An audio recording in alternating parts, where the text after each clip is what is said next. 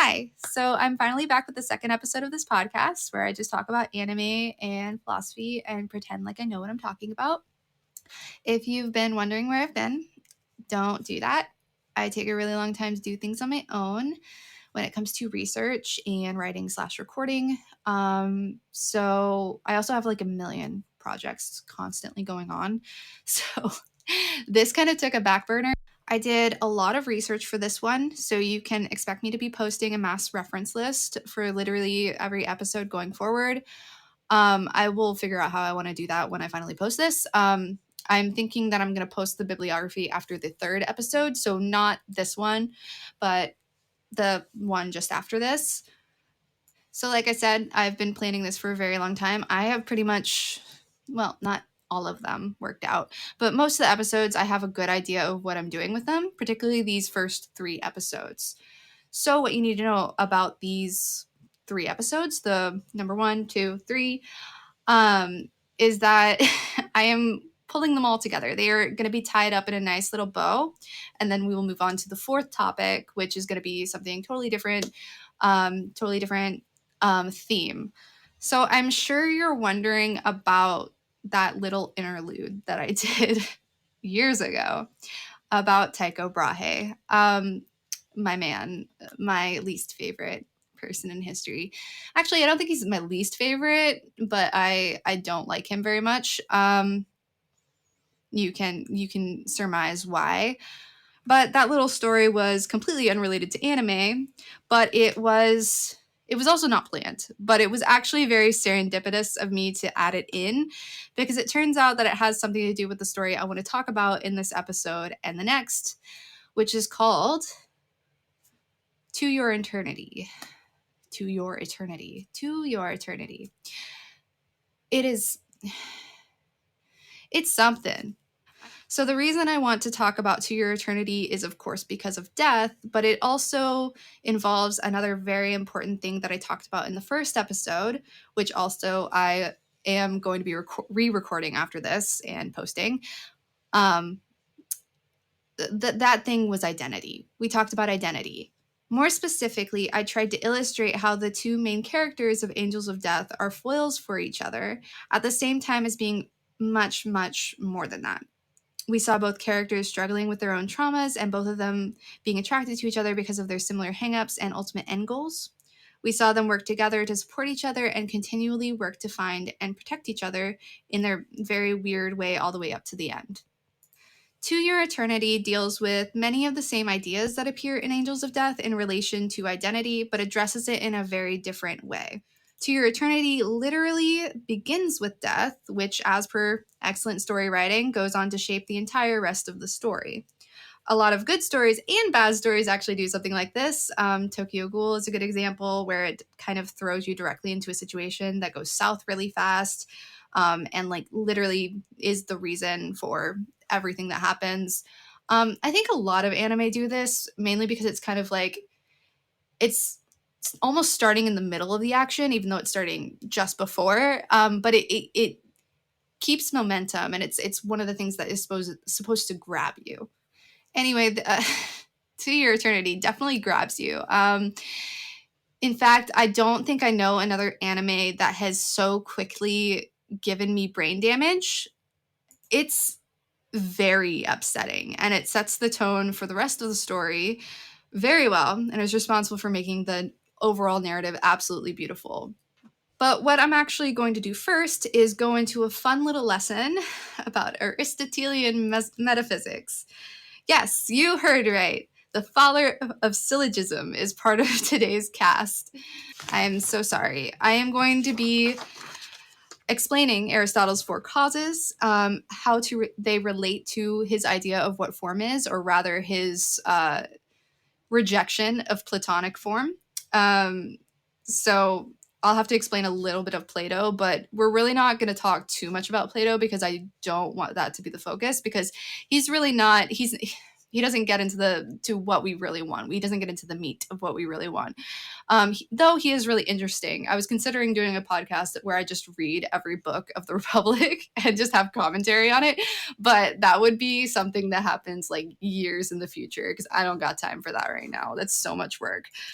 But in relation to both of these dudes, I will also be talking about one of my favorites, Empedocles or Empedocles. I can never fucking pronounce his name, even though I've taken Greek. I don't know. It's a hard name to pronounce.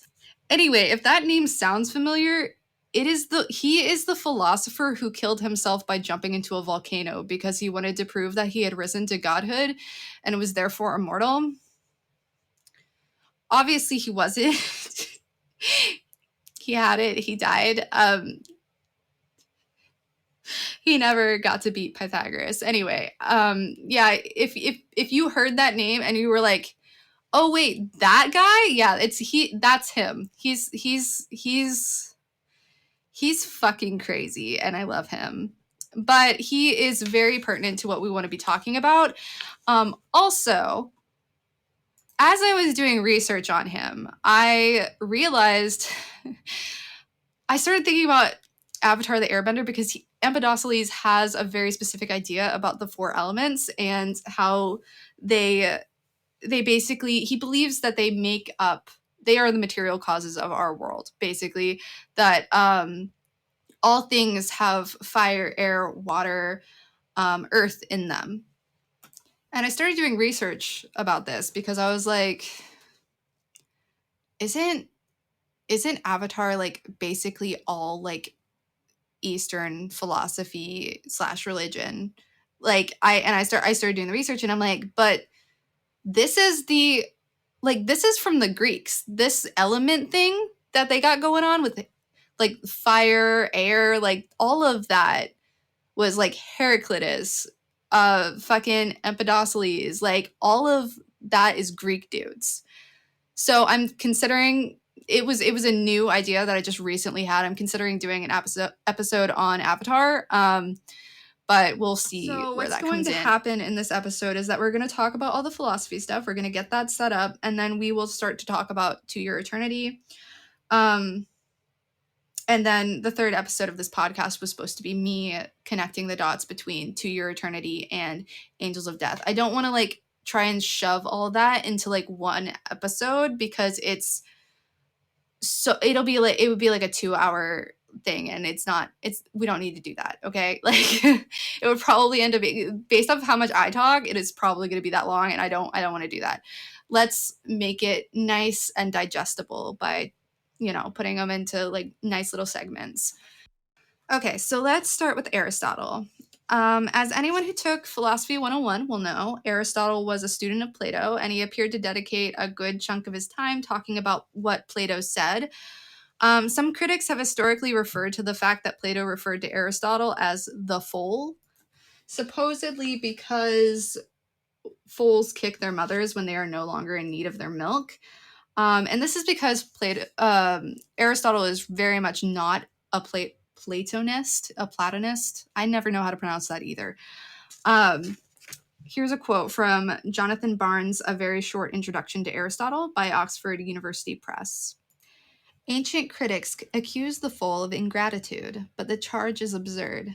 No teacher requires his pupils to subscribe to his own doctrines from a sense of gratitude. Moreover, whether or not Aristotle ever accepted any of Plato's central theories, he was certainly profoundly influenced by them. He loved Plato, and on his death wrote an elegy in which he praised him as a man whom it is not right for evil men even to praise, who alone or first of mortals proved clearly, by his own life and by the course of his arguments, that a man becomes good and happy at the same time. So Aristotle develops his own metaphysics. He is very interested in zoology and logic. And in these areas, he wants to do something very different from Plato. He really focuses on the idea of categorization. He is kind of the first guy to do what scientists do, right? He wanted to, so like in philosophy, right? When we are writing philosophical essays, or even in law, for example, Aristotle had a huge impact on the law as we know it today. What we do is we refer to earlier literature. We are constantly like, okay, this guy said this, and then this guy said this, and then this guy said this, and here's why I either agree with this guy and disagree with this guy, and here's what I think, kind of thing, right? Aristotle was kind of the first guy to really do this. in philosophy. But as we know, philosophy was kind of the original sciences. Philosophy was kind of the original math. Even Pythagoras was basically a sort of a philosopher. You know, he took his ideas about geometry and numbers and then he applied it to everything. And this is kind of a thing that we tend to do as people. When I was preparing for this podcast episode, I went to YouTube and I looked up just like lectures on Aristotle, and I came across this guy. Sorry, I had to pause so I could find his name. Professor Gregory B. Sadler on YouTube.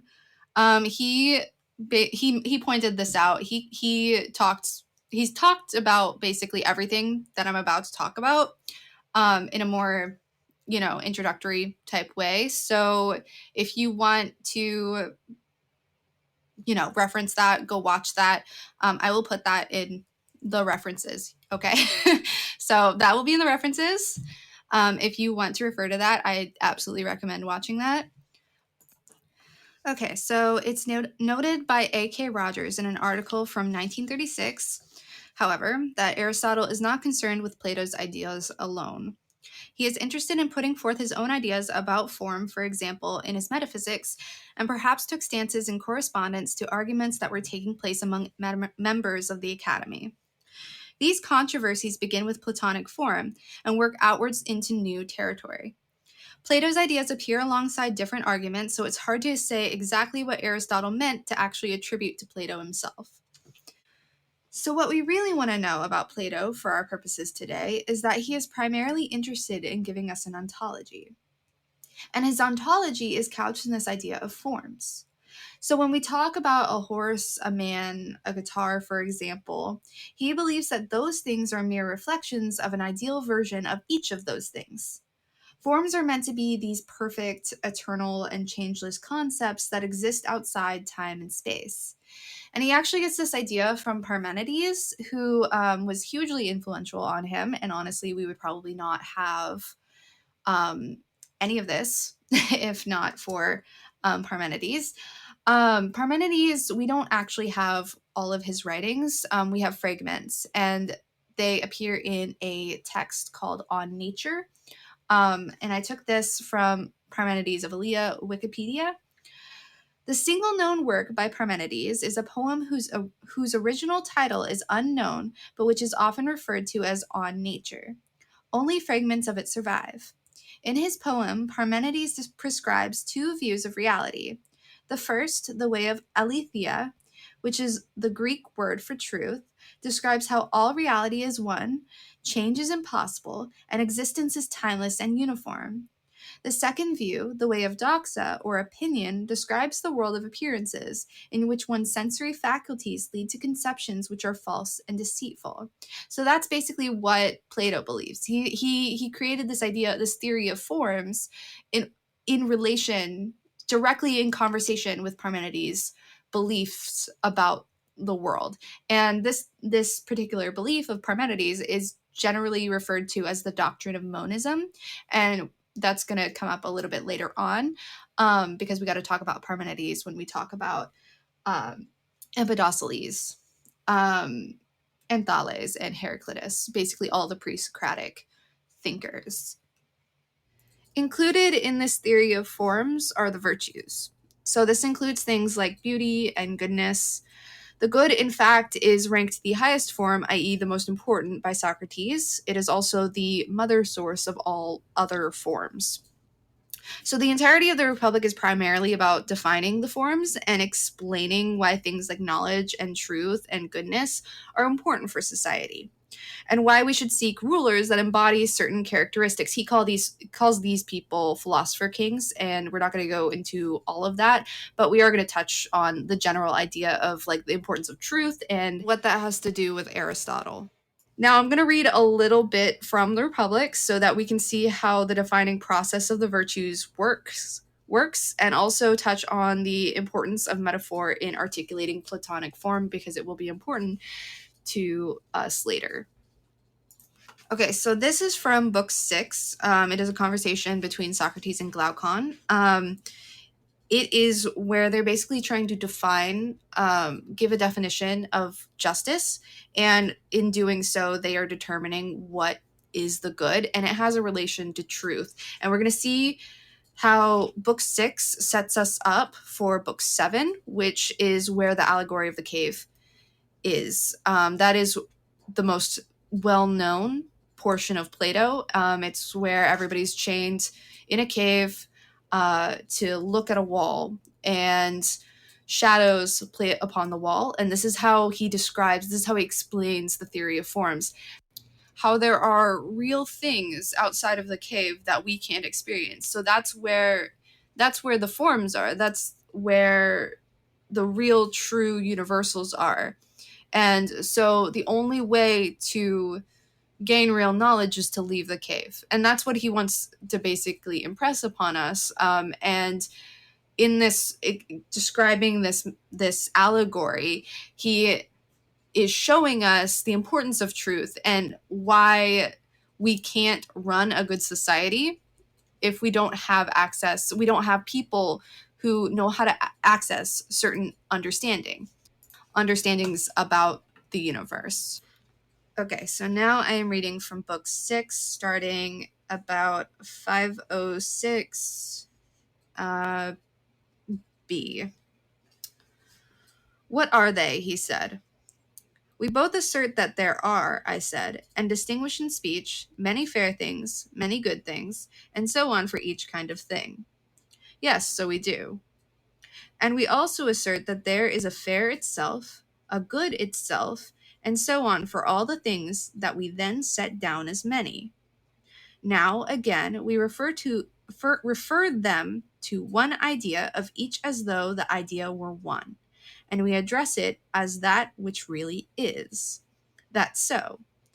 And moreover, we say that the former are seen but not intellected, while the ideas are intellected but not seen. That's entirely certain.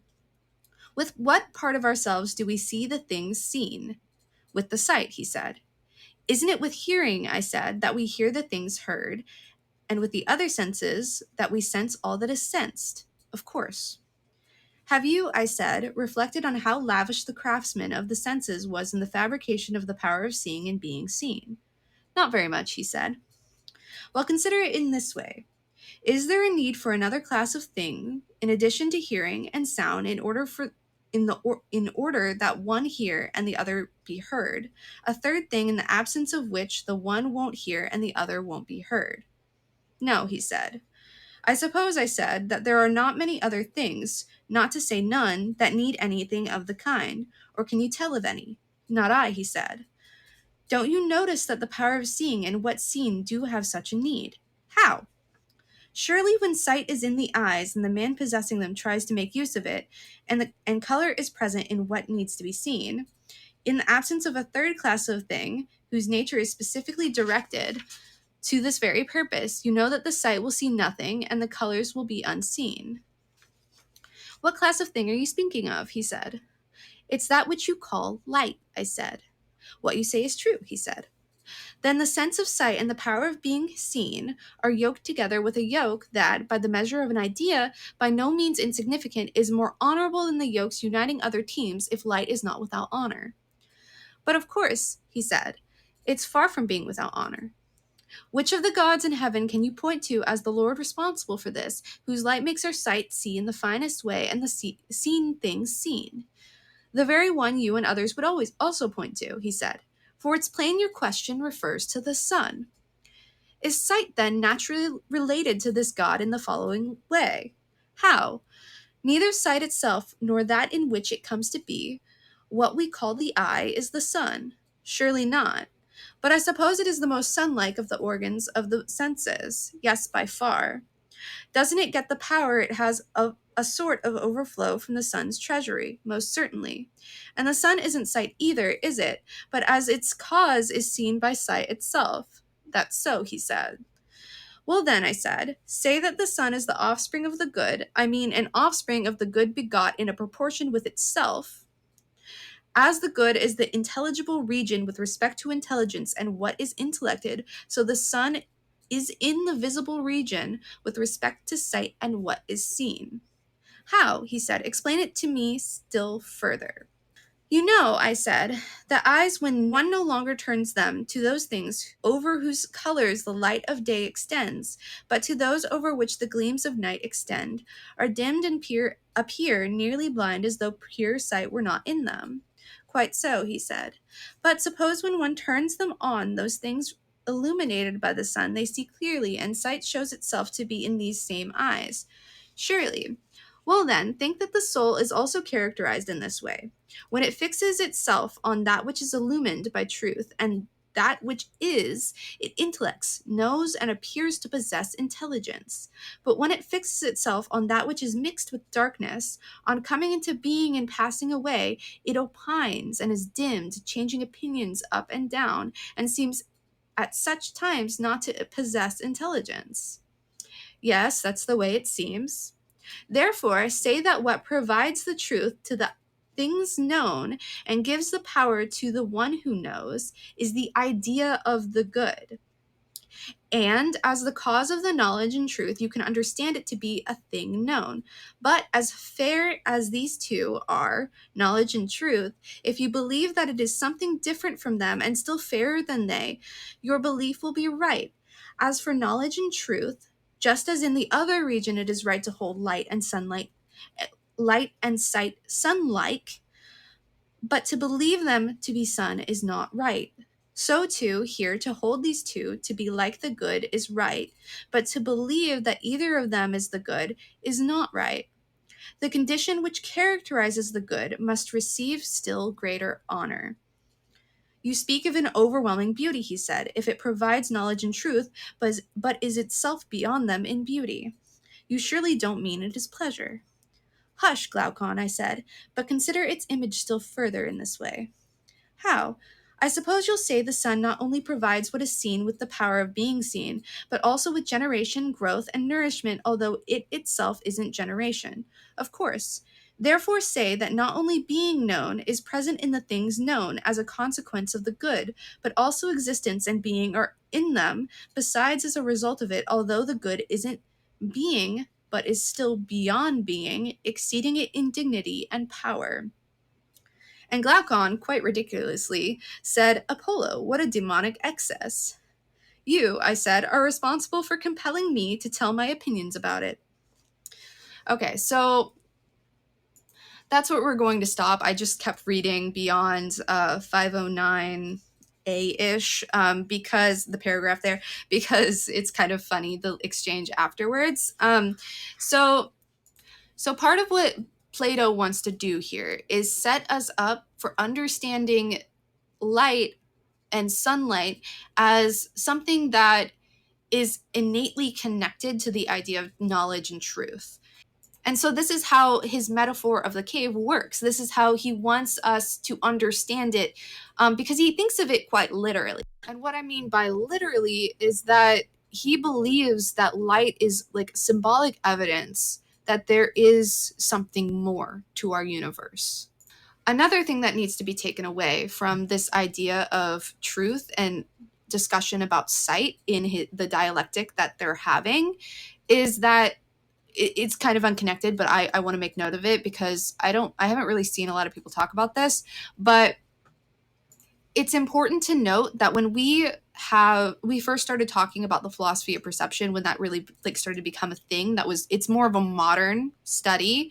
But when we first started talking about perception itself in philosophy, there was a real emphasis on sight and seeing. And so in early literature, we basically didn't talk about, like, now we have theories of qualia, we have affect theory in philosophy now. In the early days, it was really only about sight and seeing, it probably because in our earliest writings about like philosophical writings, the emphasis with sight was associated with truth. Everything about that was associated with knowledge and truth. So that's kind of just like an interesting aside. But I want to also go back to the fact that I read like this super long dialectic between Glaucon and Socrates. The reason I did that is because there's another part that I'm going to read just now, and it's a very short little piece that I believe is said by Socrates. And it shows that the dialectic itself is significant for bringing us out of the cave. He thinks that basically everything can be solved through discussion. Okay, so I am at 53D-ish. Okay. Then I said, only the dialectical way of inquiry proceeds in this direction, destroying the hypotheses to the beginning itself in order to make it secure. And when the eye of the soul is really buried in a barbaric bog, dialectic gently draws it forth and leads it up above. See, the bringing people out of the cave, the up above thing? Using the arts we described as assistants and helpers in the turning around. So this is what he means by when he says the arts, he's talking about the virtues, like, and art itself. He's talking about like these intellectual things that we create or experience and how they lift us up into truth and knowledge. Out of habit, we called them kinds of knowledge several times, but they require another name, one that is brighter than opinion, but dimmer than knowledge. Thought was, I believe, the word by which we previously distinguished it. But, in my opinion, there is no place for dispute about a name when a consideration is about things so great as those lying before us. And then, yes, okay. Yeah, I'm not going to read the, the rest of that because it just goes on and on and on, even though, you know, it's all important. It's all, I would recommend everybody read The Republic at some point in their lives. But we don't really need to know what he's going to categorize that as, just that we just need to know that he is interested in categorizing things. That's part of what The Republic is about. It's about understanding things through dialectic and then parsing them out into little pieces, like, oh, this is significant and this is this thing, this is justice, this is truth, this is, you know, knowledge, whatever. Okay, so there are two primary takeaways from this little reading that I've done. First takeaway is that Plato wants us to understand our world to be evidence that there are universals that are not inherent or inside things or people that experience, nor are they inside objects. He wants to say that basically whatever is special about a thing is not part of that object. Okay? So, two, the second thing that we want to take away is that knowledge, this idea of knowledge or knowing as associated with truth, and the idea of seeing as experience and thus leading to knowledge, which, you know, obviously has the connection to truth. Obviously, I haven't like super explained these well, but the idea is the same. All you really need to know is that all of these ideas are connected and that they're moving and they're in conversation with one another.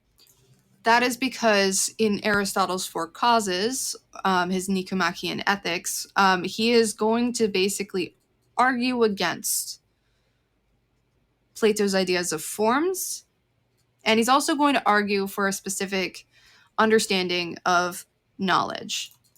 So the takeaway that we're going to touch on first is the second one, because it has a lot to do with Aristotle's specific objection to the theory of forms. So both Plato and Aristotle talked about this idea called nous, which is a concept that is sometimes equated to intellect or intelligence, for it is the faculty of the human mind that is necessary for understanding what is true or real. So it's basically a requirement for accessing knowledge. Plato believed that nous was the only immortal part of the soul, right? So he thinks that nous has this specific association with forms.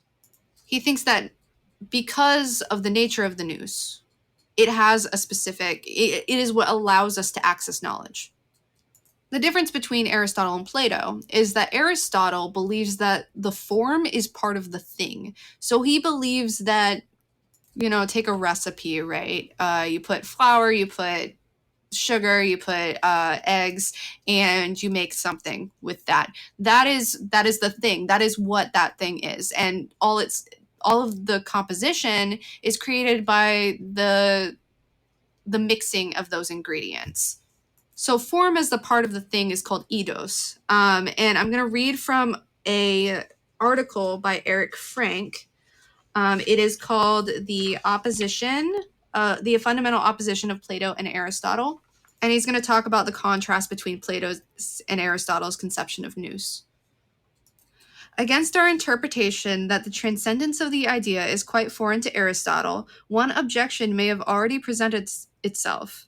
Does Aristotle not expressly define the nous, which to him is the eidos idun, the essential and highest principle of his philosophy, God himself, as transcendent, as, my bad, I had to look that one up, Christos, basically. The nous enters the human soul through Raythen from without, and similar to the Platonic idea, is in itself the unmoved principle which simply as object of eros moves the world and everything in it. Nous is the divine into which man himself must be transformed during his life in order to become immortal as far as possible. Just as for Plato, it is the goal of life to become similar to God. So this is quite literally, if you read the Republic, what his idea is for the philosopher kings. He believes that the philosopher kings are special people who should run society and structure everything in accordance to, these different ideas that he lays out. So basically people like him. Which, I mean, it has merits to the idea, but also it's not when you get to the nitty-gritty, it's not that unique of an idea.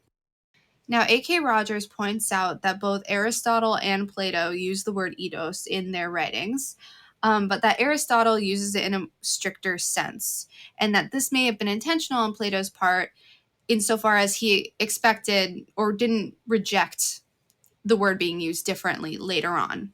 So I'm going to quote directly from A.K. Rogers' article called Plato's Theory of Forms, just to illustrate this. It is quite possible that Plato may himself have raised no objection to a restricted use of the word eidos to meet the needs of a special problem, and may even at times have lent his sanction to it. It presumably is of some significance that the theory of ideas does not stand out prominently in his later works, and even in the earlier ones, as has been remarked, eidos is very far from having an exclusively metaphysical sense. The main facts would seem to be explained if we suppose then that the doctrine took its start from Plato's recognition of the need for a scientific understanding of the principles embodied in the human and social virtues to which the Socratic dialectic had called attention. Such a need might, in a broad and rather abstract way, appear to be met by the notion of eternal essences or forms. But for actually carrying out his program, he was bound to find himself led into fields where kinds and definition ceased to be wholly adequate to his purpose, to the logical analysis of the knowledge process, to the fundamental categories, to the ultimate metaphysical source of order or measure in the universe. Since all of these are relevant to the demand for intellectual certainty, he could still on occasion continue to call them forms, but it would not have been surprising if there was also a tendency to set rather apart from these the specific kinds or species which actual scientific procedure in the form of classification aims to discover. And once this happened, the problem of natural kinds was, with the growth of a naturalistic interest, on the way to assume a special importance in the academy. Otherwise, it would not perhaps be quite so easy to explain how it was that Aristotle felt himself justified in so limiting the field of the ideas. So there's also another group of philosophers that we haven't talked about yet called the atomists. These philosophers were notably Democritus of Abdera and Leucippus of Miletus, and they were from the 5th century BC. These guys weren't able to prove the existence of atoms experimentally yet, but they believed in the existence of indivisible, unseeable objects that made up the universe. They believed that everything was made up of these atoms, which moved around in a void or vacuum. So different physical properties such as color and smell and taste and everything like that were part of materials able to be experienced by us were because of atoms. So Aristotle wanted to do exactly what he's going to do with Plato, which was reject these guys, because he believed that the existence of a void was against the principles of physics. So to quote Edwin Hartman, It is Aristotle's view that the individual form or essence is substance primarily, and that it is identical with the individual substance of which it is the form or essence. Matter is not substance, nor is any universal, nor is any combination of some form and some particular matter. So he's basically saying, like, matter doesn't exist. That's weird. That doesn't make sense to me. And you may think, well, he's talking about matter. Clearly, he means the same thing as the atomists. No, don't think that. Aristotle basically believes that things are their form. They are the form that they take. His inclusion or his discussion about matter in his theory of forms, his particular theory of forms, or final cause, is taken from philosophers like Empedocles. He is using matter in a way that refers to a lot of philosophers who came before him. And basically, the reason he thinks this is because it has this connection with the doctrine of monism, right? So he's thinking of this as, if there are such thing as atoms, then that's a kind of universal. That's a kind of blanket thing that everything will be a part of. And he wants to reject that. He wants to see things as individual things in and of themselves. To quote Hartman again, the particular thing is the primary sort of being because universals, both accidental and essential, are radically dependent on their instances. To say that man is no more than to say that there are men, and accidental properties cannot exist apart from what they are in. Moreover, contrary to the view of Heraclitus, accidental change in a substance does not mean a difference of substance. And this part is directly from the categories. So Aristotle says, most characteristic of substance seems to be that it can be the same and one in number, and yet receptive of contraries. One could not produce anything else numerically, one which is also receptive of contraries. A color, for example, which is one and the same in number, will not be white and black, nor will the same action, one in number, be bad and good, and so with other items that are not substance. But a substance, one and the same, becomes pale at one time and dark at another, and hot and cold, and bad and good. This does not happen in any other case. What Aristotle is trying to say here with this portion is to differentiate substance from matter. He's saying that substance is able to do certain things that matter can't. Basically, for our purposes, that's what it means. Aristotle eventually says that form is substance, and form is essentially a material body or a material thing. And that's what substance is. It makes up things. So it is the ingredients that make up a cookie, for example. It should be noted that the reason that Aristotle doesn't agree with atomism, even though he's playing with these ideas of material and substance, is because philosophical atomism is a reductive argument. It basically means, with the existence of a void, that essentially nothing exists. And Aristotle doesn't like that. He thinks that things do exist, and he wants to prove it in his particular way. So to quote Hartman again, reflection on matter convinces Aristotle that a substance is not simply whatever happens to be occupying a particular place at a particular time, for matter fits that description, and matter is not substance. So the question is, what item which occupies this space is the substance? And the answer is the individual form. Each material object has, and is identical to, its own individual essence or form, numerically distinct from each essence of every other thing in its species or in any other species. The individual form, a spatio-temporally locatable item, is in a clear way knowable and definable. It is prior to the accidents it may at any time have, and to the matter that may at any time constitute it, in that it may go on existing long after they are gone.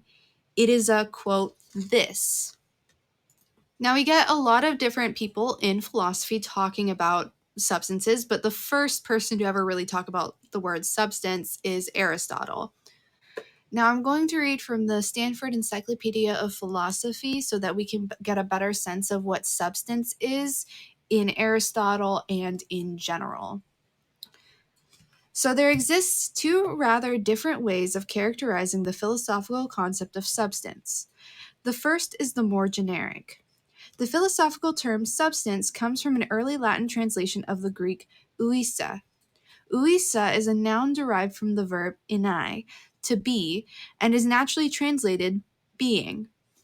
According to the generic sense, substances are those things that best merit the title beings. This is usually interpreted to mean those things that are the foundational or fundamental entities of a given philosophical system. Thus, for an atomist, atoms are the substances, for they are the basic things from which everything is constructed. In David Hume's system, impressions and ideas are the substances for the same reason. In a slightly different way, forms are Plato's substances, for everything derives its existence from forms. The second use of the concept is more specific. According to this usage, substances are a particular kind of entity, and some philosophical theories acknowledge them and others do not. This conception of substance derives from the intuitive notion of individual thing or object, which contrasts mainly with properties and events. According to this usage, it is a live issue whether the fundamental entities are substances or something else, such as events or properties located at spacetimes. The issue is how we are to understand the notion of an object, and whether, in the light of the correct understanding, it remains a basic notion or one that must be characterized in more fundamental terms. Whether, for example, an object can be thought of as nothing more than a bundle of properties or a series of events. So the second definition that was given here of substance has to do with Aristotle's definition of substance.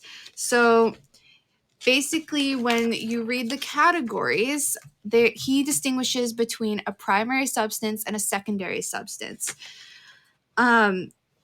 Fido the dog is a primary substance because it's an individual, but dog or doghood is the secondary substance or substantial kind. So from Aristotle, we have inherited two main senses of substance. One, those things that best merit the title beings, and two, individual objects in contrast with properties or events. So now that we understand Aristotle's conception of substance, I want to talk about the four causes, which will finally get us to the pre-Socratic philosophers. So Aristotle's four causes are the following, and he lays these out over the course of his philosophical career, so it's kind of a long project. So the first is matter, which is, we talked a little bit about matter already. Two is form. Three is efficient or agent cause. And four is final, end, or purpose. So what are the four causes? What does this mean? So basically they are explanations or categories of questions that explain like why something exists or what it is like to be a thing. So material cause, the formal cause, efficient cause, and the final cause are all part of an individual thing. They're all part of an entity. So they're all part of you and me. He thinks that every single thing has a purpose, and that's going to be the final cause. Then there's the material cause, which is basically like, what is a person physically made up of? What are the ingredients that make up that person? So like flesh, bone, squishy eye stuff, whatever goes into making a person, that is a material cause. But it doesn't explain like what that person is for, why they are here, what they do with their lives. It doesn't explain, like, for example, the soul. And so that's how we end up getting the final cause. But I'm getting a little ahead of myself. So matter, in reference to the Wikipedia on four causes, says the material cause of a change or movement. This is the aspect of the change or movement that is determined by the material that composes the moving or changing things. For a table, this might be wood. For a statue, it might be bronze or marble. Okay, so matter is pretty self-explanatory. It's, wood on a table, like where I put my laptop. It's bronze of a statue. Pretty clear, pretty obvious. And we've talked enough about it so that we understand the difference between matter and substance.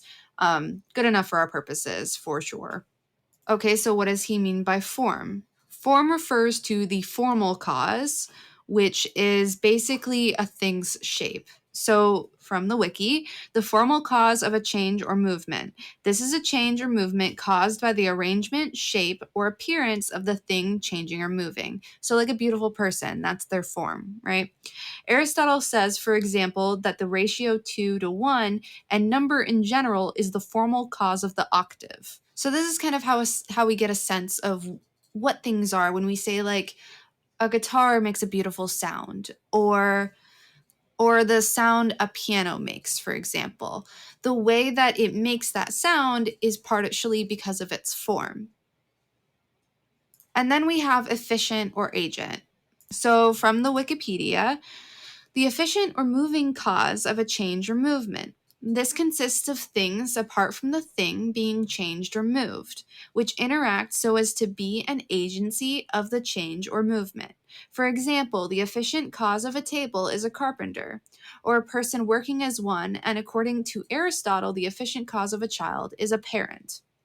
So, like, anybody who makes, like, a book, writes a book, that's the efficient cause of that book existing. They have created that thing. That is where it comes from. Finally, we have the final end or purpose. The final cause of a change or movement. This is a change or movement for the sake of a thing to be what it is. For a seed, it might be an adult plant. For a sailboat, it might be sailing. For a ball at the top of a ramp, it might be coming to rest at the bottom. So Aristotle believes that every single thing that exists has a purpose. That is the final cause. He also believes that every single thing possesses every one of these causes, but the final cause is purpose. For humans, he believes that our final cause, our purpose, is happiness. He believes that our final cause is to be happy. In Greek, this was referred to as eudaimonia, and the word actually appears first in Plato, but Aristotle co-opted it. Eudaimonia is usually translated as happiness or like welfare, but it is literally translated as good spirit. Okay, now that we've set up all of that, I can finally talk about Empedocles. I was going to talk about other pre-Socratic philosophers, but this is running really long, much longer than I expected. So I'm going to leave Thales, Heraclitus, all those dudes, like Parmenides, even though we've already talked a little bit about Parmenides, to an episode of Avatar. They will be much better there. So what you need to know about Empedocles is actually very simple, and we're not going to get too deep into it. We're just going to use it as a guiding force to draw us through the rest of this episode. Aristotle also inherited a specific problem from Plato, which is that he needs an explanation for how things change. Aristotle took the formal cause or form to be the definition of a thing, but because he's inherited this idea of form from Plato, he must accept that form is a type of universal. The definition of universal being that it is something which many things share. The main difference between Plato's universal form and Aristotle's is that Aristotle reduces the form to be only secondary to the individual thing, whereas Plato saw form as primary. So it's a difference of categorization, but it's basically the same idea. Plato's going one way, Aristotle's going another. They're passing each other by. It's like that one meme where they're driving in the car and then they like see each other in passing. It's literally that. Okay, so Aristotle thought that there were three ways that a thing, such as a tree, can change, and he called this change motion, which is why the word movement appeared when we read the Wikipedia definitions of the four causes. And I took this next part from a background to 17th century philosophy, and I've just basically quoted it because there's nothing that needs to be changed. The three are quantitative change, increase, and diminution, e.g., the growth and decline of the oak. So, like if you take a tree, an oak tree, growth and decline. Qualitative change, e.g., the changing of the color of the leaves, and change of place or motion proper. These kinds of change may result from internal or external forces. Change of place, in particular, can have an internal or external source in the case of animals, which move themselves or can be moved, e.g., by the flow of a river. So take salmon, following the tide or going against it, or not tide, the force of the stream going against it. He also thinks that inanimate objects have an internal source of motion, which is the tendency to move towards their natural place. So he kind of sees all things as objects because we all kind of possess the same qualities. At least that's what he believes. Um, so we call this idea about an internal source of motion the doctrine of the natural place of things. It is based on Aristotle's view that the nature of reality is based on the four elements: fire, air, water, and earth. Aristotle is taking from Empedocles here, by the way, or at least credits him as the first philosopher to come up with the idea that the four elements compose the universe. Aristotle also thinks that each element is defined by four different qualities: dryness, wetness, coldness, and hotness. Aristotle explained that the elements organize themselves in a hierarchical fashion, with fire floating the highest. So first there was fire, then there was air, then there was water, and then there was earth. Earth was drawn to the center of the universe, and fire was drawn the farthest away from it. And honestly, this isn't too bad of a presumption when we think about the fact that the fire that they had to refer to then was the sun. It makes sense that if you can see a glowing ball of fire in the sky, that you describe fire as the farthest away from you. He also thought that aether, which was another element, was relegated just to the heavens, so they escaped generation and corruption, implying that they are special in some way, which has something to do with his theory that the heavens always move in one direction, while there were 6 other directions possible in other spaces. Where things move naturally depends on the proportion of their elements, so that a piece of wood floats because it contains air, for example. All of this relates to Aristotle's geocentric astronomy, which he took from astronomers such as Eudoxus and Callippus. So we're not going to fully go into the meteorology or decala, which is on the heavens right now, but what you need to know is that Aristotle was convinced of the concentric nature of things in the universe. His idea of the elements shares this. The Earth is a sphere, so the natural place of the element Earth is a central sphere surrounded by a shell of water, which in turn is surrounded by a shell of air, which is finally ringed by a shell of fire. The outer shell of fire is where the mixing of the elements stops. Outside the shell is that of a fifth element called quintessence, which is the home of the stars, planets, sun, and the moon. The planets and sun and moon move in concentric shells independently of the outermost shell, that of the fixed stars. There would be no motion at all if things were in their natural places, at least that's what he believes. So Aristotle posits a first or prime mover, which is basically God. It's God, responsible for mixing up the elements into their present unsettled state. Remember this idea of a prime mover. It's going to be important when I start talking about To Your Eternity.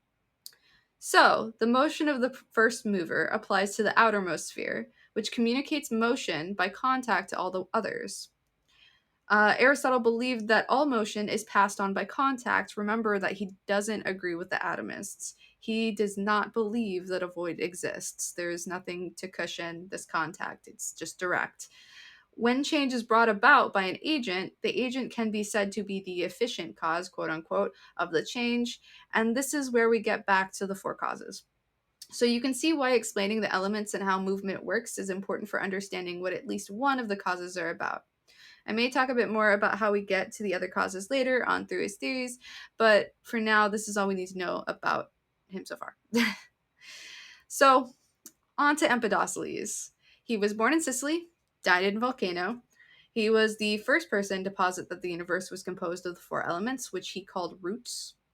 People before him had said things like, all things are composed of fire, or all things are composed of water, but none of them had come up with the idea that the main things they used and saw on a daily basis could be what allowed, for example, humans to exist. The elements are eternal for Empedocles, as they compose everything else. He took that, it seems like, from Parmenides. Everything except the elements come to be and eventually die or are destroyed as the elements separate. This is from fragment 17. Translation is from Stanford Encyclopedia of Philosophy. A twofold tale I shall tell. At one time it grew to be one alone out of many. At another again it grew apart to be many out of one. Double is the birth of mortal things, and double their failing. For one is brought to birth and destroyed by the coming together of all things. The other is nurtured and flies apart as they grow apart again. And these things never cease their continual exchange, now through love, all coming together into one, Now again, each carried apart by the hatred of strife. So, insofar as it has learned to grow one from many, and again as the one grows apart, there grow many. Thus far they come into being and have no stable life. But insofar as they never cease their continual interchange, thus far they exist always changeless in the cycle. So in this segment, he says that both love and strife basically push and pull these elements, helping them to move in cycles of unity and chaos.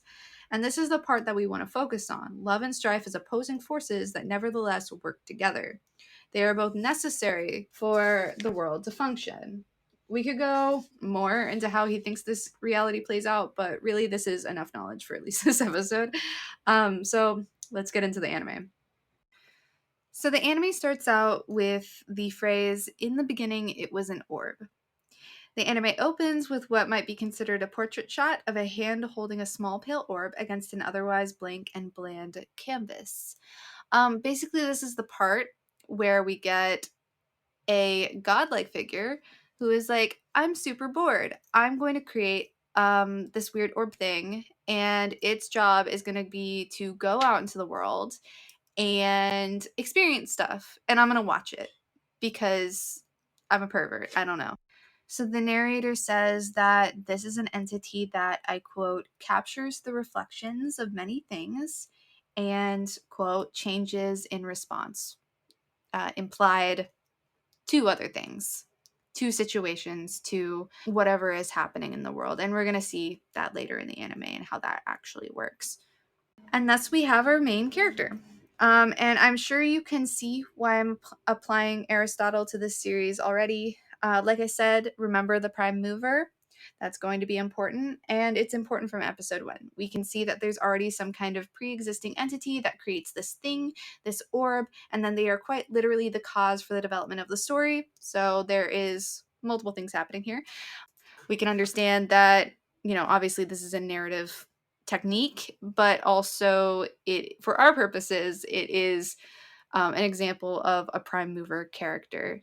So when I first decided to watch To Your Eternity, I had watched this short video by Scamboli Reviews about it, and I was like, hey, that looks pretty interesting, because one thing that Scamboli does not really do exactly, I mean, he does sometimes, but there's not a lot of spoilers. I am a huge fan of spoilers. Anything that I ever do or write will probably include spoilers, but there were no real spoilers there. So I was like, this looks like a really interesting anime about like life and the type of topics that I would enjoy. Well, I was like, I'm gonna finally watch this. I sit down 10 minutes in and I'm hooked. 15 minutes in and I'm sobbing. I cried so hard at this episode, the first episode. Not just because the entire concept of what was happening was incredibly moving and sad, but also because it was just really well written. The sound design is fantastic. Like the script writing for the sound design, how they were going to do that in an anime, it was just so good. And it's like when I don't want to spoil it before I get there, but no, okay. Actually, me trying to explain it is just going to it's going to spoil it before I get there. So let me get there in a minute. So the orb is tossed down into the world, and the first thing it touches is a rock. It copies the appearance of a rock. When the temperature starts to rise, naturally the creature copies the existence of moss too. Time passes into winter, and an injured wolf dies on top of the rock. The rock copies the wolf's form, and this is how the orb finally gains consciousness. The now wolf also copies the dead animal's injury, and it heals within 20 seconds. So we're seeing how this orb creature thing works, one, through the fact that it is able to copy the rock, and two, how it is able to take the place of a living thing and replicate that thing's injuries. What it's doing is inheriting the essential nature of a thing itself. It's essentially eating or digesting what that thing is, and then using that to exist and later change. That might be a bad way to explain it, but I want to emphasize the idea that one, the orb is doing this to fuel itself, and two, it is copying exactly what it is that it's experiencing. So, as I'm sure you've guessed, the orb cannot die, though it is destined to take the form of any living or non living thing it encounters in its travels. So, no matter how much damage whatever body it's using takes, it will inevitably recover and carry on. my wayward son. So the wolf starts walking until finally he comes across what appears to be an abandoned village. The dog accidentally activates a wire connected to a hut, which signals to the inhabitant that there's something outside. A young boy with white hair and light fuchsia eyes flings open the front door and screams "Joanne" and is just so excited to see his dog again. So we're immediately struck with the unique knowledge as to the situation. That's not Joanne. That is something that we don't fully understand yet. We discovered that this boy is the only person left in his village. It's been 5 years since everyone who wasn't sick or old left, and he's been raiding the empty huts of his family and friends ever since, as the last of his kind dropped into the unknown. The boy teaches the wolf little things, given that the not wolf, very much orb, clearly displays signs of not knowing what the fuck food is. And the entire time, this kid is just the happiest guy who ever lived. He always finds a silver lining. He draws the faces of his family and friends on the wall of his hut and explains to Joanne, the not wolf, that he wants to follow after them. This was clever writing here, by the way. The anime is able to tell us the backstory of this without losing the immersion. He tells Joanne, "This is the lady next door. Doesn't it look just like her? I just wanted to make it clear that there were people here, and to make sure I don't forget." It doesn't feel like meaningless exposition like there is in so much anime, because there's a rational reason as to why someone who's been alone for so long would talk to their animal like it's another human and explain things that they themselves already know to basically no one.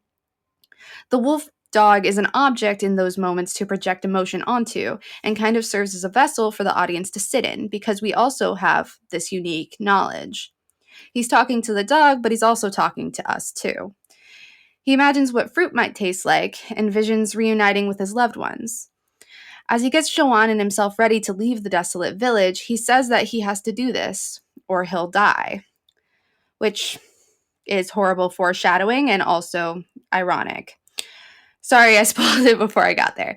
So this kid is happy and smiling the entire journey until he injures himself through falling through ice. And then they come across what appears to be the crumbling remains of a group of travelers. You guessed it, his entire village never made it out of the freezing winds and snow. They died there. And it seems like the boy is going to die there too.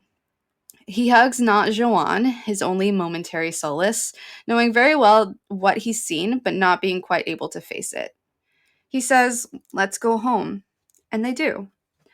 The orb doesn't fully understand everything that's happening, but the thing about the orb is that it is an empath. What the nameless boy feels, the orb can feel. The anime does an excellent job at showing us this, not telling us. We get shots of Joanne staring sad and confused at his owner as he struggles. When the boy collapses into the snow on the way back, not Joanne instinctively knows to grab the rope with his teeth and pull. And so they return, the boy crawling to his door. He crawls to his bed and sobs. He knows he's dying, despite trying to put on the bravest face for both him and Joanne. He lights a fire in the hearth, keeps saying things like, "It's healing." And here's the part where I wanted to talk about the sound design. The anime shows us that the orb can feel he's lying. It's partially because he has, in fact, inherited the emotions and memories of Joanne, but it's also because the orb is required to feel. The dog whines after every statement. "You're not fine." The boy finally sits himself up in a chair, saying, "I don't want to be lying down when everyone gets back." He tells the dog to remember him, also a kind of prophecy. And in an incredibly depressing moment, the boy just slides off the chair and onto the floor. Realistic and hurtful, but we know that he's died because not Joanne lets out a sharp cry and transforms into the now dead and nameless boy. And here I was thinking, oh, you can tell that they thought out this plot really well. That's so smart. The door opens inwards. That solves the problem of the dog getting locked in the shed after the kid dies. He does not have thumbs. Until I realized that either the door goes both ways or they fucked it up. It's not perfect. It's anime. Still, I feel like it doesn't discount the fact that this anime is very self-aware and in most aspects, and it usually gives strong attention to the little things. For example, when we first see the actual Joanne before the orb takes the wolf's form, the wolf has a back leg wound on the same side as his master's. So now we're into the second episode. The orb starts traveling as the boy and he keeps dying. over and over and over again in horrible ways. Aristotle points out in his Physics that a purpose, final cause, otherwise known as telos, does not necessarily require any kind of intention or deliberation, which is consistent with the orb's barely conscious forward movement to seek stimulation. Quote, "This is most obvious in the animals other than man. They make things neither by art nor after inquiry or deliberation. That is why people wonder whether it is by intelligence or by some other faculty that these creatures work, spiders, ants, and the like. It is absurd to suppose that purpose is not present because we do not observe the agent deliberating. Art does not deliberate. If the shipbuilding art were in the wood, it would produce the same results by nature. If, therefore, purpose is present in art, it is present also in nature." The orb moves forward because it is in his nature, because he is a natural work of art. And so his creator can't help him out here. The boy must die 10, 20, 30 times until he gets it right. As of yet, he doesn't know how to find food. He doesn't realize that he needs to eat and drink in this form as well. Finally, he's mauled to death, and a little girl, down on her luck, finds him. This little girl's name is March, and she is currently on the run. Her town of Ninana, if I'm pronouncing that right, probably not, with the aid of a neighboring city called Yanome, has a tradition of sacrificing little girls to their god Oniguma. March wants nothing more than to grow up and become a mommy, so she has spent her days up to this point playing with handmade dolls and dreaming of her future. Personally, I feel like most little girls went through this phase. I know I did. When I was really little, my parents bought me a baby born. And it was a preemie because I was a preemie. So they bought me a preemie baby born for my little self.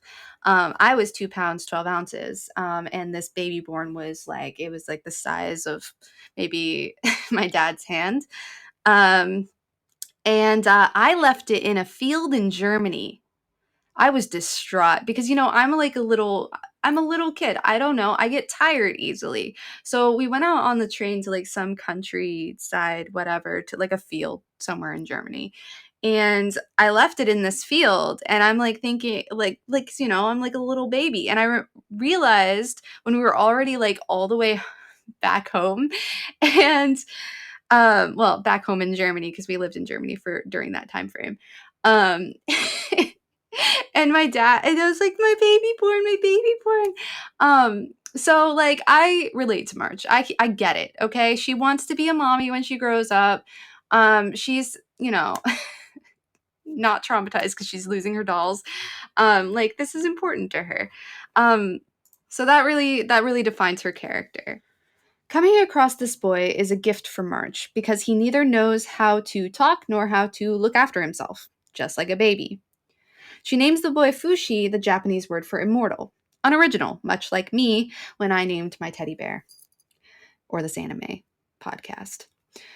She picks fruit for Fushi and teaches him how to say thank you. The characters mirror each other even as they serve a greater purpose in driving the narrative.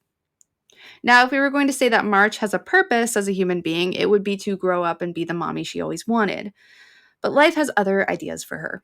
March is pursued by her friend Perona, who loves and cares for her, as well as a psycho bitch who just can't seem to die, even though everybody wants that, named Hayase, who's trying to sacrifice March to the bear god.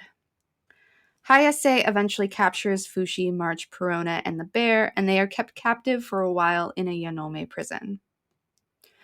All of these characters ultimately want something that they can't have, something they're seeking that they just aren't very good at or otherwise can't obtain. Perona, for example, has a combination of dumb luck and incredible courage.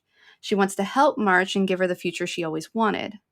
But she can't shoot an arrow for shit. She's barely a warrior, trying to protect a little girl who is in a very bad situation and doesn't quite understand the gravity until it's too late.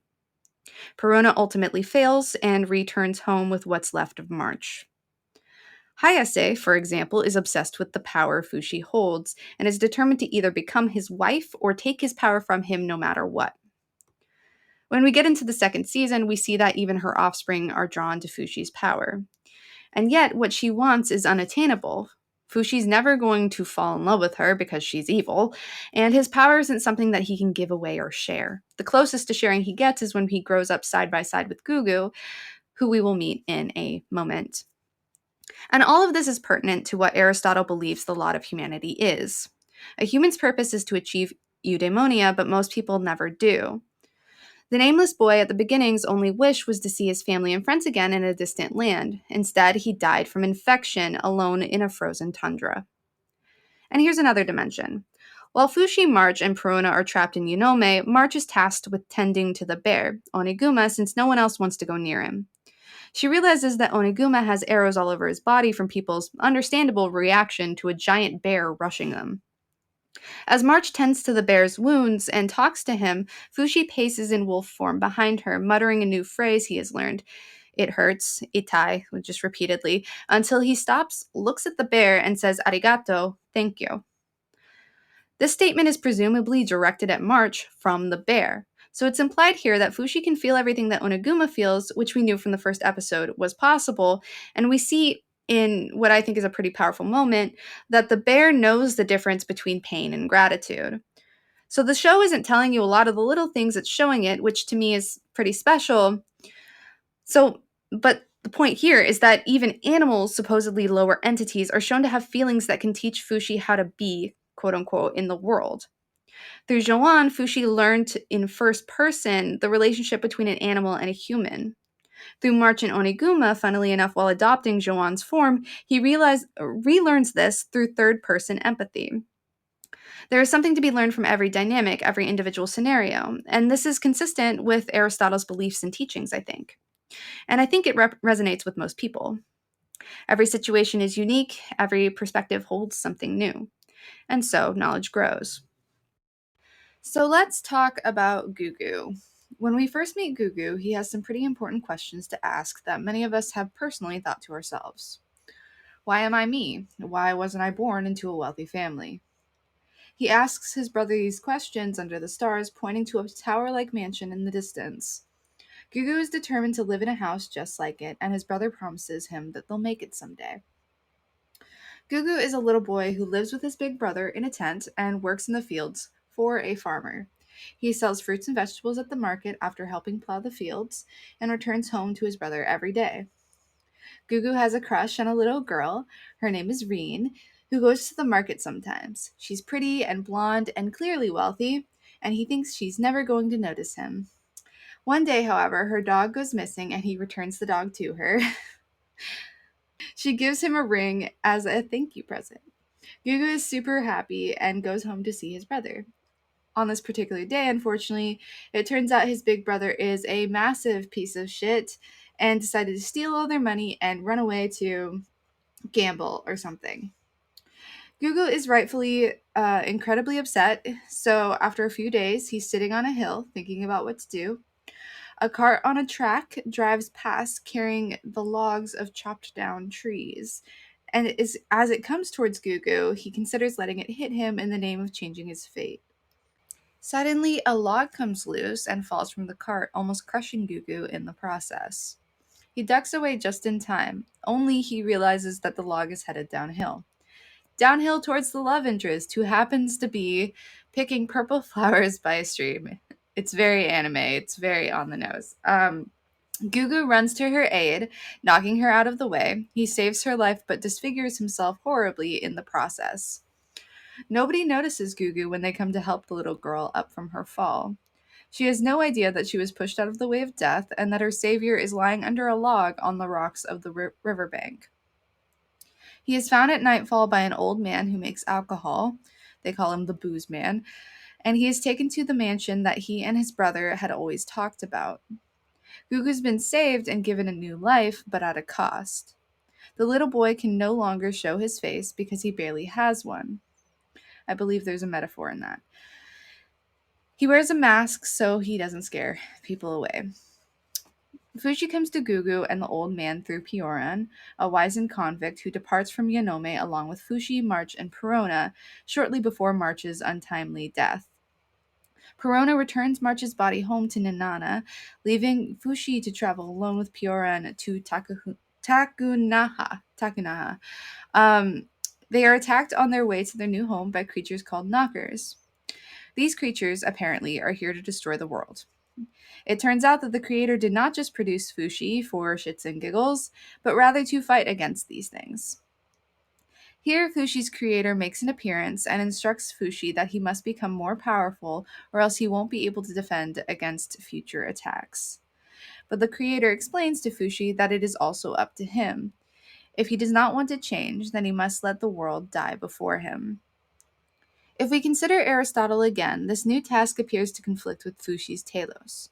On the one hand, fighting the knockers by remembering those he has encountered through empathy and form appears to be compatible with living a full life. But in order to change, Fushi must leave happiness behind just as he had to leave March and Perona. So Fushi's final cause can't be happiness at all, and yet his creator says that he does have a choice. He can choose whether to preserve the world or he can watch it crumble, one with those who cannot be saved. Aquinas writes in his text on evil that lacking the vision and enjoyment of God is the worst punishment mankind can experience. This creator that we have before us seems incredibly separate from humanity, an omniscient God that has little to do with the fate of humans. He seems concerned with whether the world survives, but not so much that he is angry at the idea of Fushi staying with his newfound family. The relationship between the creator and Fushi is much more like the kind of God to human and back type of relationship we talk about in the Christian anthology. While real humans in this world are reduced to insect like status, they don't matter to this God. This creator, and as an apparently uncreated good, created the orb to do a job, not because Fushi's life would bring him joy or anything else. Fushi himself has a purpose that likely will not make him happy. At the same time, staying with those he loves will inevitably cause pain and suffering. And the pain and suffering of his friends has the consequence of drawing him either further from God or closer in accord with necessity. And I'm going to read from On Evil, page 235. 4. Created goods added to the uncreated good do not make good or happiness greater. This is so because if two things sharing in something are combined, what they share in can be increased in them. But if a sharing thing is added to what is by its essence such, nothing greater results. For example, two conjoined hot things can cause greater heat, but if there were to be something that was by its essence subsistent heat, no added hot thing would increase the heat. Therefore, since God is the very essence of goodness, as Dionysius says in his work on the divine names, and everything else is good by participation, no added good makes God a greater good, since the goodness of every other thing is included in his very self. And so, since happiness is simply attainment of the perfect good, no other good added to the vision and enjoyment of God will cause greater happiness. Otherwise, God would have become happier by creating creatures. But the reasoning about happiness and the reasoning about unhappiness differ, since as happiness consists of union with God, so unhappiness consists of withdrawal from God, and a person indeed departs from his likeness and partaking of him by the privation of any good.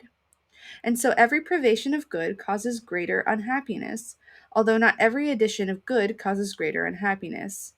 This is so because human beings are not more united to God by an added good than if they be directly united to him, although they are more separated from him when a good is taken away.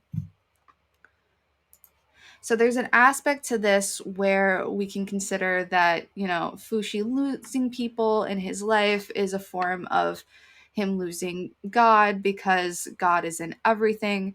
But I think more to the point for this storyline is that if we take Aquinas' word for it, Fushi's only real chance at achieving eudaimonia is to consistently leave his friends and family. Fushi's chance at happiness is to become a disciple, not a human. As Seneca said, death is the nature, not a punishment of human beings. And Fushi is not a human, no matter how much he might love them. It's also important to note that the power of the knockers is that they are able to steal Fushi's different identities, the different friends that he's met along the way. And so there's an element to him fighting them where he has to get these identities back. So they're taking parts of God away from him anyway. So that battle is a necessity, rather than something that he should be escaping from. So Gugu and Fushi become something like brothers. They are an inseparable family. Fushi, who now has the nameless boy's body, begins to grow at the same pace as Gugu because he has found a place in a family that makes it so that he doesn't want to change. Rin shows up at some point and develops a crush on Gugu too. So she and Gugu have this like really cute thing going on. Like it's very cute.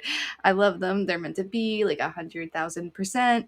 But they're all friends, hanging out under the same roof, with the booze man and the old lady, just chilling, having a good time. About 4 years, I believe, passes, and soon Fushi looks to be the same age as both Gugu and Rin. And finally, the day of Rin's 16th birthday comes, and she's destined to be engaged to a man she doesn't know. Before we go any farther, I just want to say that this entire segment was so upsetting to me. Like, when you're invested in these characters by this point, you're just like, these are all wonderful people. You just want the best for them. And like, personally, like, I really like shoujo manga, so like, it was very hard for me to watch these episodes 11 and 12. It's just, I urge you to watch them because they're very sweet, very beautiful, very heart wrenching. But it is like, it was hard for me personally. So, with the culmination of episode 12, we see that Gugu's story is very much, mainly about the question of what would you do for love, and less so about identity, though that is important to him. And it is one of the reasons that Gugu later on, becomes kind of obsessed and worried about that particular question, because obviously he's going to inherit Gugu's form. But Gugu's story is also, about what beauty is. It's also expressed in March and the Unnamed Boy, but to a lesser degree, I think, because each character has a specific purpose for each era of Fushi's life. And Gugu's is really about, like, you can be loved despite, what you look like on the exterior, which is actually is just a really nice, a nice era for Fushi to actually have to go through. And we see this because Gugu, at his new master's house, the booze man, he is a competent worker who cooks and cleans well, and everyone is reliant on him, though they try to pretend otherwise. Everyone, even Fushi at the beginning, is dysfunctional towards Gugu. They see him for what he can do, not for who he is. Nevertheless, Gugu is the type of person who wants to help. He wants to be productive. He wants to be accepted and to have a good life, regardless of what that means for other people, and their perception of him. And despite all this, we see him being so loyal to his friends and, the girl he loves. He goes out of his way to fight alongside Fushi and to protect Rin. In the end, like, he has principles, which is probably why he's such a beloved character. And when his brother shows up again to try and say sorry for, abandoning him, he kicks him to the curb because, like, obviously, like, why wouldn't you be mad about that? So when the Knockers return on the eve of Rin's party and destroy her home, he saves her life yet again, dying in the process. The idea of his character is that he was always beautiful on the inside and that the right people noticed it. As he dies, Rin kisses him and says, "I love you." She's pulled from the rubble, injured and unconscious, and he is obviously perished. Fushi rightfully loses it when Gugu dies. That is his best friend. But it's the push that he needs to start moving again. He tells the booze man and Pioran that he's going to leave town, but Rin wakes up. She comes running to the mansion, and Fushi, not knowing what to do, turns into Gugu, which is, again, very heart-wrenching, very sad. But she sees through it, of course, and episode 12 ends with her telling her father that she's not going to get married because she's in love with someone who is no longer around. If we return to the concept of love and strife being the center of the universe, pushing and pulling the lives of regular humans, this is a moment where strife has taken over. like so many other times in this anime. When together, we see Fushi, Gugu, and Rin as a kind of holy trio, ripped apart by forces unknown, but they themselves each represent a piece of the love they all shared. Their end as a group marks the transition. Love and strife, once again, as with March and Perona, at the heart of change. You see, Fushi has to deal with a particular problem throughout the entire series, which is that the people he cares about keeps dying in ways that are less than ideal. As we'll come to see in season 2, the deaths of his first friends haunt him. Immortality does not make Fushi dismissive of humanity, but rather leads him to care about his formative years more than what is happening in front of him at the time. He says rather autistically to Bon, a prince who can see ghosts, "You're nice, but you're nothing compared to my old friends," explaining that if he had the chance to bring people like March and Gugu back from the dead, he would do so and leave everyone he's met since then behind. In season 2, episode 6, Fushi gets angry at the creator, saying that people like Bon are still in the middle of life.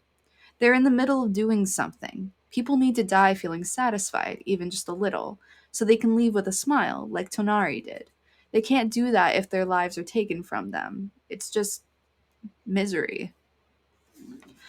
Fushi is plagued by this idea that life is unfair, that strife is pulling everyone he loves apart, and yet as the series goes on, we realize that it's actually not as unfair as it feels. Not only does Fushi develop the ability to bring his friends back to life, but the Knockers, our prime enemy, eventually decide to coexist with everything the world currently is. But before we get to that point, we can see the general progression of motive for the Knockers locked into Hayase's character and her offspring. First, we have Hayase, hell bent on control and full of lust for power and lust for something else. She starts as the culprit of a type of original sin, and a knocker comes to be lodged in her left arm. As a result, Hayase's offspring are continually drawn to Fushi, falling in love with him in pretty much every life. And yet, Fushi keeps both March and Perona within him, two people who hated Hayase for good reason. And every other person within him rejects her offspring too because they have something dangerous within them that they've inherited. But because they are not Hayase, they become willing to help Fushi, and yet he continues to reject them. It's as though they're being forced to repent their ancestors' sins, and a piece of that, which is the opposite of God, remains within them. It's kind of sort of Madoka Magica, but in like a much worse manner. It's like this idea of a unity of opposites being birthed from this idea of, if I can't have you, I will simply become everything you are not in order to stay near you, in order to stay near this like this power, this unknown power that I want. Um, so it's a bit romantic, but it like hinges on the unhinged, rather. It's a lot creepier, but it's probably more realistic.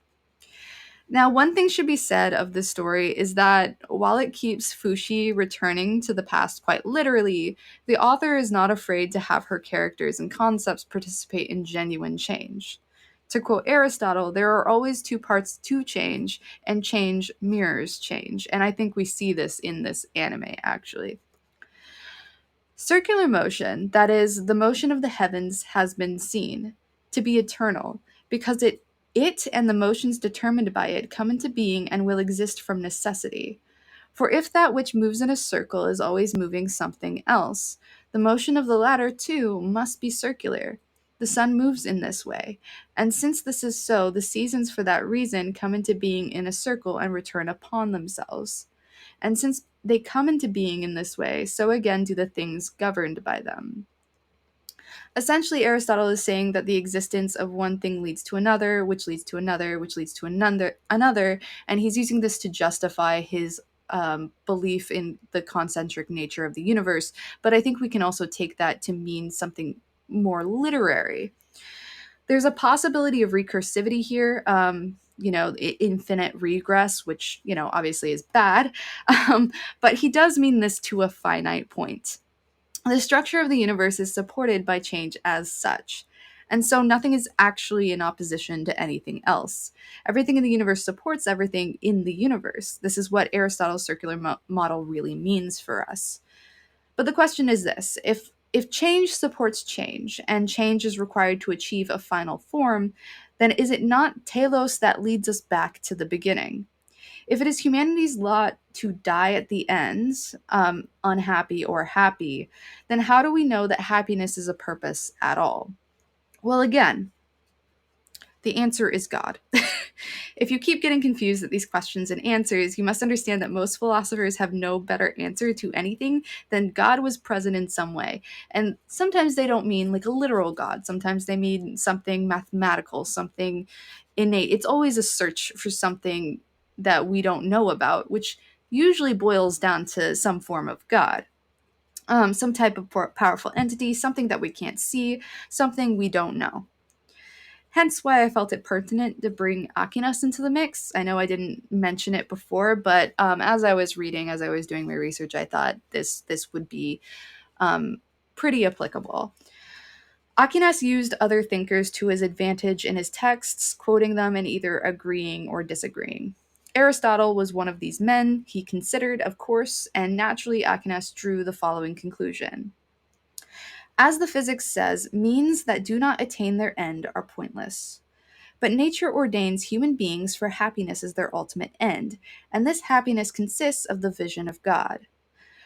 But nothing regarding the works of God is pointless. So human beings do not incur the guilt condition of privation of the vision of God because of the sin that they contract by their physical descent. So let's return to Aquinas real fast, who says something about the attachment devils, or in our case, knockers, must have to the real world. This is page 435, section 3. Dionysius says in his work on the divine names that the evil in devils is an irrational rage, a demented desire, and a shameless imagination. But these three things belong to the sensory part of the soul, which possesses the power of imagination and the irascible and concupiscible powers, and the sensory part of the soul does not exist apart from a body. Therefore, devils have bodies joined to them by nature. And this part is from 437, and we are doing 11 and 12. 11. Augustine says in The City of God, that we were to understand that we should not estimate the worth of souls by the qualities of bodies, the wickedest devil possesses an ethereal body, while human beings, both in the present age, although they have far less and far less harsh wickedness than the devils, and before the advent of sin, have received a body of clay. But human beings have bodies of clay joined to them by nature. Therefore, devils likewise have ethereal bodies joined to them by nature. 12. The more perfect a substance, the more it possesses what it needs for its activity. But the human soul, which has a lower nature than devils, has joined to it by nature the bodily organs that it needs for its activities. Therefore, since devils need bodies for some activities, otherwise they would not assume bodies, it seems that they have bodies joined to them. Sorry, my dog is going nuts in the background. The first point I am making by reading these sections is that devils of a kind appear to need some kind of earthly attachment. The second point I am making is that this ethereal form Aquinas talks about can be seen in the knockers when they steal Fushi's various identities. They don't have any identities of their own. That's why they need human bodies in the first place. Emphasis on human bodies because that becomes rather important near the end of the story, but I won't spoil that part just yet. So I have more to say about identity and Aristotle and all of that good stuff. But I'm going to leave it here for now since we are nearing the 2 hour mark, if we haven't hit it already. And I told myself that I wasn't going to write a 2 hour episode, but I have, it seems like. So I'm going to leave you guys with some factual details about To Your Eternity. The creator of To Your Eternity is Yoshitoki Oima. This is the woman who wrote A Silent Voice, which is a wonderful anime movie, and I urge you to go watch it if you have not watched it. It is definitely one of my favorite anime films, though nothing really beats Your Name. I have rewatched that movie so many goddamn times. I have lost count. You should also watch To Your Eternity, of course, but one thing that should be said is that the pacing of the anime versus the manga is pretty weird. one of the reasons I focus so heavily on the beginning of the series is because the anime focuses heavily on the beginning. In reality, there are 23 volumes of the manga, and we haven't even hit the 13th volume of the series in actual anime form. I have to do some more research on the manga. In fact, I am going to be talking more about the manga in episode 3. So I'm super excited about that. Speaking of the anime, however, we did get cleared for a 3rd season, so that should be coming out hopefully in the near future. I am super glad if you listen to this. I'm sorry if it got a little confusing or rambling.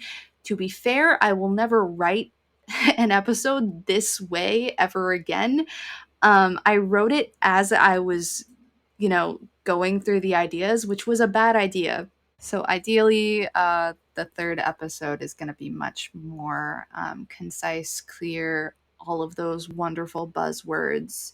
For now, I would like to leave you with something that we should remember for all philosophers and all people in life. It's actually from the Jonathan Barnes, a very short introduction to Aristotle, but I do not know where I put the book. I had it here and now it's gone. So there is a section in there where he straight up just says, by the way, this passage I just quoted means absolutely nothing. It is absurd. It makes no fucking sense. But even Aristotle was occasionally prone to idiocy.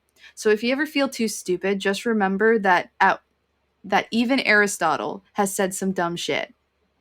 Anyway, thank you for listening, and I hope you enjoyed this episode. Bye.